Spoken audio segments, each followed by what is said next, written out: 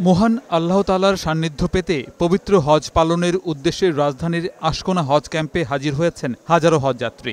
মঙ্গলবার হজযাত্রার আনুষ্ঠানিক সব কার্যক্রম শেষ করছেন যাত্রীরা।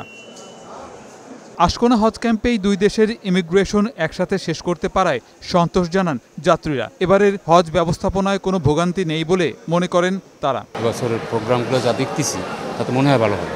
যারাই আসছি সবাই খুব ভালোভাবে আছে ইনশাআল্লাহ। নতুন যে ব্যবস্থাপনা খুবই সুন্দর। আলহামদুলিল্লাহ দুই দেশের ইমিগ্রেশন একই জায়গায় হচ্ছে, এজন্য আমরা সবাই খুব সন্তুষ্ট।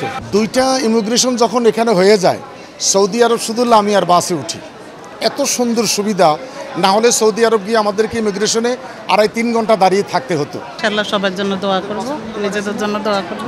হজ agencies association of Bangladesh HAAB নেতারা বলছেন, এবছর চ্যালেঞ্জ হলেও সুষ্ঠু ও ভোগান্তি ছাড়াই সব হজযাত্রী সৌদি আরব যেতে পারবেন।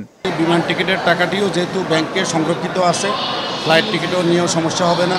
আমরা আশা করছি এবার হজযাত্রায় এরকম কোনো সমস্যার মুখোমুখি আমরা হব না।